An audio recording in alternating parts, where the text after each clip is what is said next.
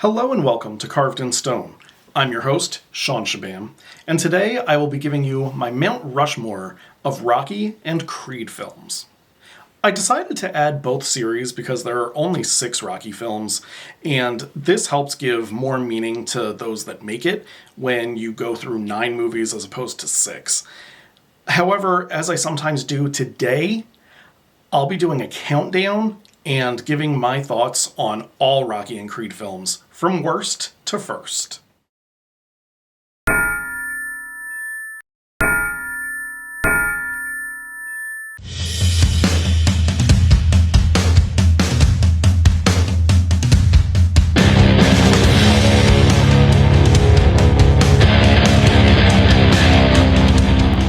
So Rocky V is last on my list, as I'm sure it is for a lot of people.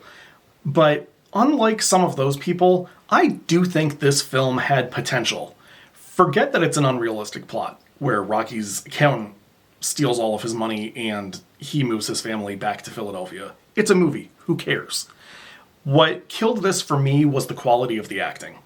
You have Talia Shire overacting like crazy as Adrian. Every scene, it's like she's trying to win an Oscar.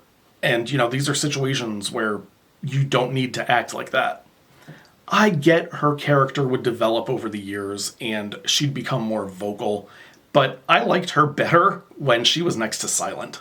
The raised voice she used in half the film, or flat out screaming, I don't know, it just seemed so forced. I actually wish they had killed her off before this movie instead of Rocky Balboa. More on Adrian later. The late Tommy Morrison couldn't act his way out of a paper bag. I knew that if anyone could make me a winner, it was you. I mean, this guy read his lines like he was in an elementary school production of The King and I. If you think acting is just memorizing lines, Tommy the Machine Gun proves otherwise. Then there's George Washington Duke, played by Richard Gant. Another case of overacting. Gant, a good actor, sucked in this one. Every scene was so over the top, whether it was called for or not. It's time to put some hustle behind this muscle. Maybe Stallone wanted the overacting for some reason, since Duke was based on Don King. I don't know. And speaking of Stallones, Sage Stallone, Sylvester Stallone's real-life son, he who plays Rocky's son Robert in this film, I didn't think was too bad. Milo Ventimiglia, I don't know if I'm pronouncing that right, who took over the role later, is definitely the better actor, but I thought Sage was acceptable. He always seemed confused, which I think maybe made people think his acting skills were lacking, and when he tried sounding tough, it was disingenuous. But considering his character was born with a golden spoon in his mouth and it was suddenly ripped away, I think he would be confused. It would sound disingenuous when he tried to sound like a tough kid, because in reality, he wasn't. So that performance, even if it was just poor acting, worked, I think. Sage Stallone unfortunately passed away in 2012. Back to the film itself. Aside from the poor acting of the 3 I mentioned prior to Sage, the final fight scene that doesn't take place in a boxing ring isn't a great payoff. It does have the awesome, "I didn't hear no bell" line. It would likely still find itself in last place on my list if they moved it to the ring due to the acting, but it at least could have improved the ending. And, maybe the fight's great inside the ring because Morrison was a boxer, not an actor, as evidenced by his piss-poor acting performance in this film. In 8th, we have the reprise of Dolph Lundgren's Ivan Drago in Creed 2. Of course, we'll talk about him in another movie a little later. In this film, we're introduced to Ivan's son, Victor Drago, who has been quietly training in Ukraine his entire life to somehow avenge his father's defeat. Earlier in the film, we learn Adonis Creed is now the heavyweight champ. He gets his Mustang back, I'll talk more about that later, by knocking out the fighter who whipped him years before. We learn that Ivan's wife abandoned him after his loss to Rocky. It's implied she was pregnant, gave birth, and left Victor with Ivan. Victor comes to the States, beats the living crap out of Adonis, but fails to capture the title on a disqualification. Adonis goes into a deep depression. I'm kind of reminded of Rocky 3 there, with how Adonis reacts to being humbled. Adonis and his wife Bianca have a child who is deaf, so he's dealing with a lot in this film. Nobody wants him to fight, not Marianne, and certainly not Rocky, who is nowhere to be seen during the first fight. While he's recovering, Rocky steps back into Adonis's corner, and they book a rematch in Russia, just like in Rocky 4. Ivan goes through a lot of emotions in this match. He sees his wife walk out on the fight when Adonis gains control late in the match. He ends up throwing in the towel, surrendering defeat for his son before Ivan is knocked out, or even worse, by Adonis. I thought this film was okay. I'll dive deeper into the first and third Creed films. I don't have a ton to say on 2. It's the movie I remember the least of the 9 I'm discussing today. It wasn't bad, it wasn't great, it's kind of forgettable. I just don't feel the need to explain as much as I did about Rocky 5. Creed 2 was acceptable. Nothing more, nothing less. Let's move on. Coming in 7th place is Rocky 2. I'm going to start with the end of the movie here because that's the best part of this one. And that's not a joke about being happy that it was over. The end is killer. We get the legendary, "Yo, Adrian, I did it!" line here. We had both fighters falling down at the end, which was definitely unexpected. I've heard, although not seen, that there are 2 alternate endings that were filmed for the end of this movie, and even the actors didn't know which one was being used until they saw the completed film. One where Apollo Creed gets up, and one where neither fighter gets up. I don't know if that's true or just an urban legend, because I own the Rocky box set, and there's no alternate ending to 2 on there. If they had gone another way with the ending, especially if Creed gets up, I don't think this is my topic today. It wouldn't have made a ton of sense to keep spawning sequels if Rocky had lost twice. Of course, he did win the title in this one. There's another legend that says there's an alternate ending where Adrian attends the fight and she and Rocky are lifted in the air together afterwards. Who knows? The funniest thing to me about this movie is that Adrian, who starts getting obnoxious in this one, is so against Rocky fighting again, and then she comes out of her coma, and all of a sudden is the supportive wife that Rocky's needed her to be from the beginning. Like, what happened in that coma that she had this epiphany? Their lives are different now that they have a child, but she knew the child was coming all along. Literally nothing about their situation has changed that she didn't know was changing, but poof!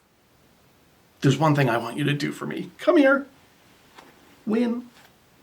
Win. Creed, embarrassed that a no-name took him the distance in their first bout, rage-baiting Rocky for a rematch is a big part of the movie. Rocky suddenly has money from the first fight, and he spends that irresponsibly and winds up broke again. Adrian goes back to work because Rocky loses his job and decides to work at the gym with his former manager, Mickey. Mickey and pretty much everyone seems to think that the job is beneath Rocky, but he says he just needs to be around the sport of boxing. Rocky admits fighting is the only thing he knows how to do, and he wants to fight again. His old boss wants him to invest in condominiums, but Rocky says he never uses them, which is a hilarious quote. We see Rocky's barely literate when he tries filming a commercial. Rocky and Adrian get engaged and married in a very small ceremony. It always cracks me up that immediately after the wedding, Mickey is going directly back to his gym. Speaking of cracking me up, at the beginning of the film, Apollo and Rocky see each other at the hospital, and Apollo screams that Rocky, who looks like he's just been in a war and lost, got so lucky. And Rocky turns to Adrian and Mickey and he just says, "Do I look lucky?" Overall, I do like this movie. I know it's ranked on the lower side. I think I put it lower just because if they had made you sit through another film where the hero lost again, the crowd would have gone nuts in a bad way. And I think both the creators and the fans knew this. So the end result of the fight, while it was pretty cool how they presented it, was pretty obvious right from the start. Sixth, Creed 3. The third and at this time final Creed film. I say at this time because Rocky IV reportedly is in the works. This is the only Rocky or Creed film to date that doesn't star Sylvester Stallone. In Creed 3, we get a look back into some of the teen years of Adonis Creed. Present day, Adonis is retired and promoting fights when his childhood friend Dame comes back into his life. Dame served an 18-year prison sentence for a crime Adonis himself fled from. We learn a lot about Adonis's upbringing before Marianne took him in an abusive group home. Dame slowly turns on Adonis, tricking Donnie into a shot at the heavyweight title. Dame successfully captures it. After Donnie realizes Dame's treachery, he comes out of retirement to fight Dame himself in a really good fight scene at the end of the film. What I liked about this fight was that it was pretty even from bell to bell. So often in Rocky and Creed films, the hero just gets his butt whipped for 95% of the bout, then magically comes back in the final round to score the knockout. This one is pretty evenly matched, making it more realistic. There are some liberties taken in the fight scene where the two feel like they're flashing back to their group home days during the bout. The final fight to me is the big payoff in these movies, and this one does it extremely well. It doesn't get to the mountain because I think there are some superior stories in the other eligible movies, but this one was very well done. I remember hearing that a potential plot for Rocky III was going to involve heavy flashbacks of Rocky and Apollo, and we'd get the story on Apollo and Adonis's mother, who was not Apollo's wife. The alleged plan was to do CGI for the scenes when the two older boxers were young bucks and have the original actors voice those characters. I don't think that will ever happen now. It might be considered disrespectful to Carl Weathers, who played Apollo and passed away in real life in 2024. I do think one thing they could dig deeper into in a Creed sequel is his relationship with Apollo and Marianne's other kids. They had a son and a daughter together. I had actually wondered about them while I was watching the first two Creed films. It was weird, I thought, that they were never around Marianne. Adonis does briefly mention them in Creed 3, implying that they never accepted him as family, which would be hard to do given that he was the product of their father's affair. At Marianne's funeral in 3, I thought maybe we'd be reintroduced to them for a minute, but that never happened. Or at least they never identified who at the funeral were Apollo's kids. In 5th place, falling just short of the mountain, Rocky Balboa. You can figure out the mountain for yourself now if you've been paying attention, but I'll continue with my reveals, rankings, and commentary/ramblings. After the disaster that was Rocky V, I was skeptical to say the least about Rocky Balboa, the 6th installment of the Rocky series. Well, I ended up being completely blown away by this movie. I'm not saying it was perfect, but when you compare my expectations to reality, it was amazing. Adrian dies off screen in between the 5th and 6th Rocky films. Such a good decision. I was so tired of her and her same old Rocky don't fight trope. Though this one focuses more on Rocky and his son Robert, played by Milo Ventimiglia. In this one, again, not 100% sure I'm pronouncing that correctly. I don't know why Sage Stallone didn't return. This was before he passed, but like I said earlier, Ventimiglia is the better actor. Rocky is still very hung up on Adrian's passing. Paulie has a big part in this one, making up for Adrian's absence. Little Marie who we haven't seen since the first film, is a main character in Rocky Balboa, as is her son, Steps, short for Stevenson. Rocky feels like he needs to do something he loves again in addition to running Adrian's, his Italian restaurant. A great line by Paulie, who never shied away from being a jerk, racist, whatever you want to say. Italian food cooked up by a bunch of Mexicans ain't so special, Rocco. Rocky turns to get his boxing license. Rocky's plan is to fight locally. Robert does fill in for Adrian a little bit on the don't fight stuff, but he's nowhere near as annoying and actually listens to Rocky when Rocky explains himself. The agents for Mason Dixon, the heavyweight champ, find out about Rocky's plans to fight again and entice Rocky to put something on. Dixon has been manhandling all of his opponents, and the media claim he hasn't beaten anybody.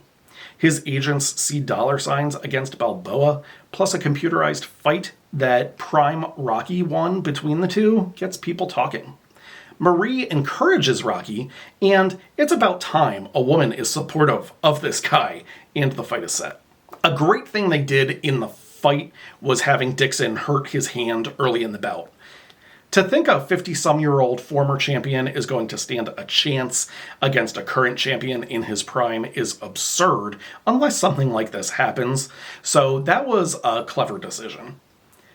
Rocky shows his heart in this fight again, and takes Dixon the distance.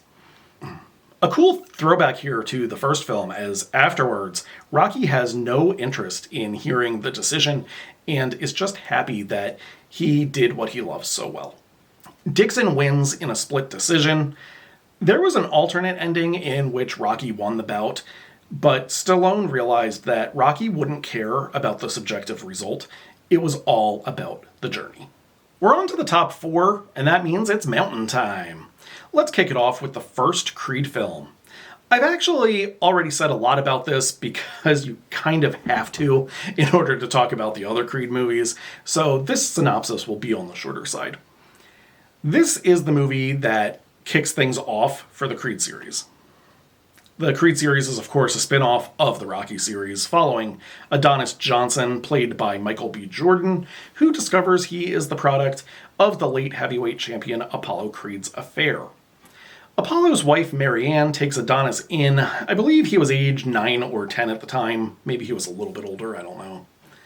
Adonis struggles to find legitimate competition as he fights on the side in Mexico, mainly because nobody will train him after what happened to his dad, and he loses his Mustang in a bet against a legitimate opponent in an unsanctioned bout. He continues to struggle to find competition until he moves to Philadelphia and befriends Rocky. While in Philly, Adonis meets Bianca, who becomes a key part of this and subsequent films. In order to book the fight at the end of the movie, he does have to change his name to Creed. Uncomfortable with this, Donnie ends up knocking out the headliner at a concert where Bianca is the opening act when he is called Baby Creed. Rocky, who is convinced to train Adonis, wants Donnie to make a name for himself, as does Donnie, and he goes by Johnson, his mom's name, until the press discovers the truth. It winds up being a blessing in disguise, as it leads to him getting a title shot at Pretty Ricky Conlan. Conlan is poised to spend time in prison, and this will be Conlan's last professional fight. His team chooses Adonis for the name and the payday. Although Adonis has been fighting, underground fights in Mexico don't have him going up against the greatest talent. In fact, he leaves a lucrative office career to pursue a career in the ring. Conlan assumes Creed can't fight, just like Apollo did when he first fought Rocky. Creed takes Conlan the distance, almost knocking out the champ, but time expires as Conlan just barely struggles back to his feet before the final bell. Conlan wins the decision, but Creed shows he is a force to be reckoned with and gains Conlan's respect. Marianne has been extremely vocal throughout the movie about her trepidations on Adonis fighting. That said, she is a little bit less annoying than Adrian was in that way. She finally supports him, and although she doesn't attend the fight, which takes place across the pond, She does send Donnie a pair of Apollo's old boxing trunks. Now, on any given day, my order for the 5th, 4th, 3rd, and 2nd Rocky and Creed films could change. The top one, which I'll get to momentarily, is etched in stone. But the others could change depending on my mood. Today, ranked 3rd is Rocky 3. This one starts off showing that Rocky is now holding his own as heavyweight champion in a montage in which he wins several fights. Meanwhile, Clubber Lang, played by Mr. T, is frustrated knowing the challengers are inferior and he can manhandle Balboa. Before Lang gets his shot, we are introduced to Thunderlips, played by the legendary Hulk Hogan. Balboa takes on Thunderlips in a charity bout. They wrestle box to a draw. We see during this fight that Mickey is starting to have some heart problems, which will be key later in the film. This film unveils the iconic Rocky statue atop the Philadelphia Art Museum, paying homage to the first 2 Rocky films in which Rocky trained by running through the city and up the steps.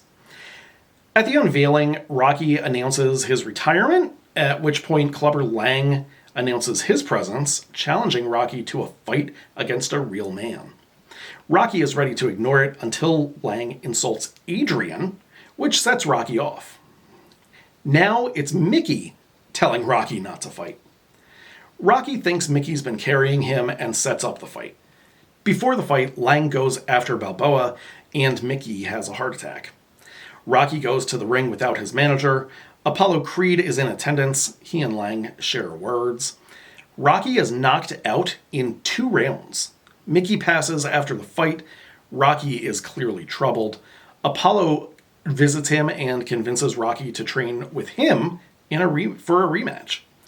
Lang pities the fool. Paulie is a huge prick to Apollo in this one.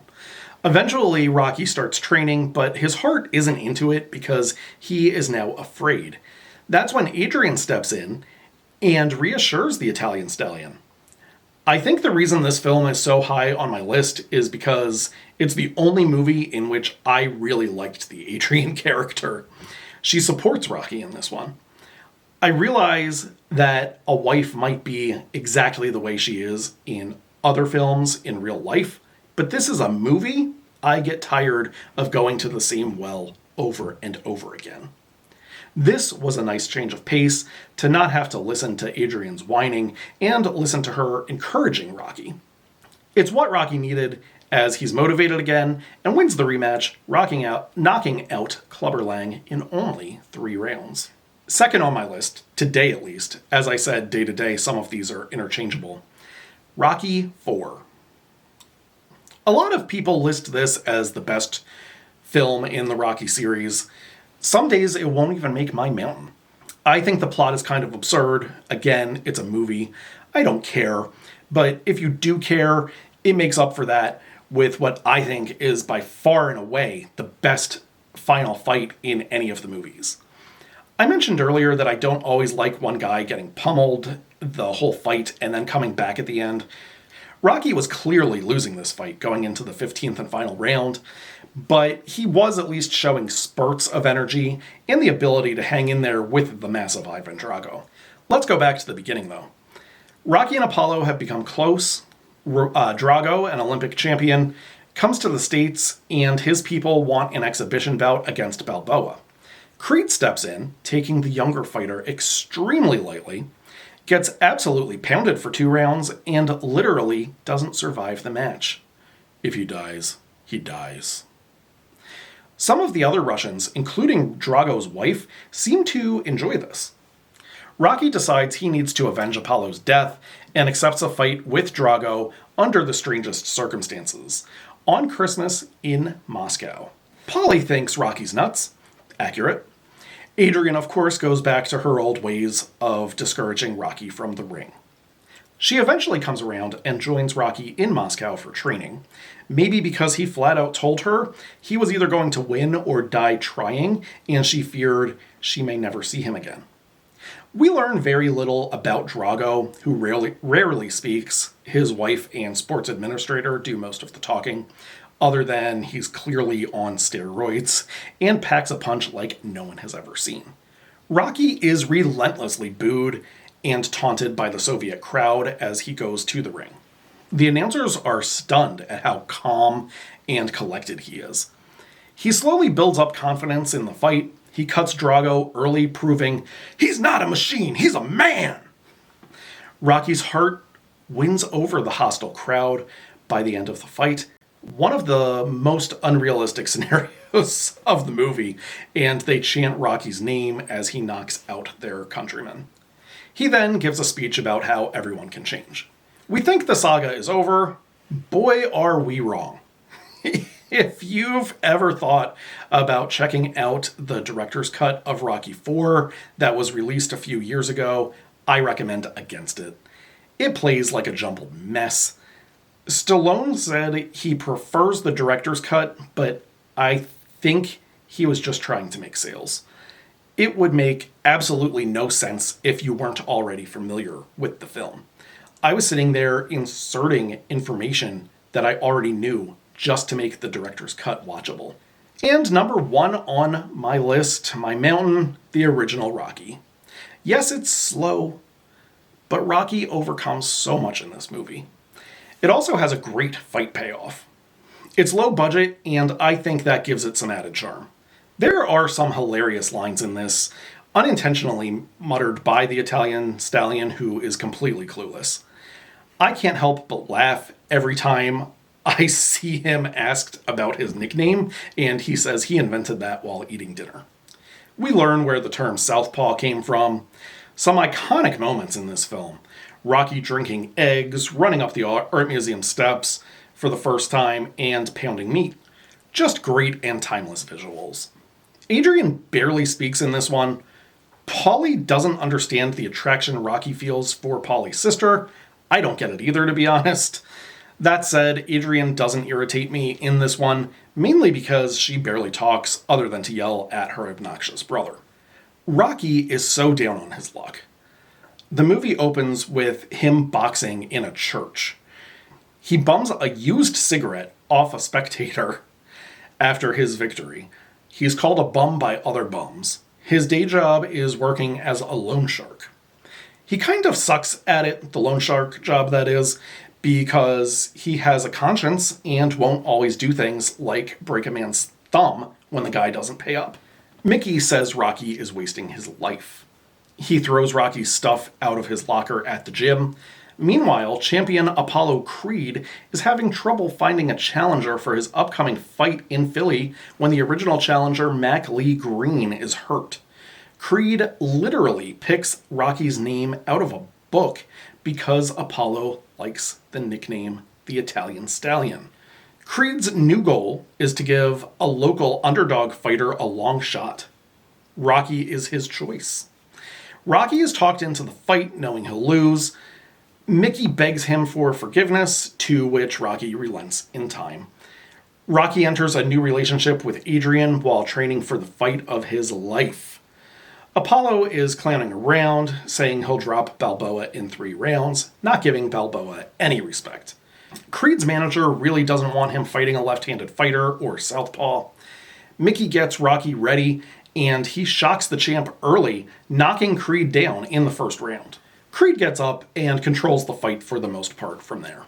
By the end, Rocky looks like he's the Walking Dead. But he did what he set out to do. He took Creed, the undefeated champion, the distance. You don't hear the decision clearly if you're not listening for it. Creed does win by split decision. Rocky barely cares. He's celebrating with Adrian because he did the impossible. The victor was irrelevant. This sets the stage for 8 more films. And like I said before this, there's another one in the works. You can't beat the original if you ask me. Great movie, great series. Carved in Stone is an independent podcast and is not affiliated with, endorsed, or connected to any film studios, distributors, or rights holders discussed in this episode. Images shown are sourced from Wikimedia Commons under appropriate attribution. All trademarks and copyrights remain the property of their respective owners. In review, my Mount Rushmore of Rocky/Creed films. Creed, Rocky 3, Rocky 4, and Rocky. Thanks for watching. What are your favorite films from this series?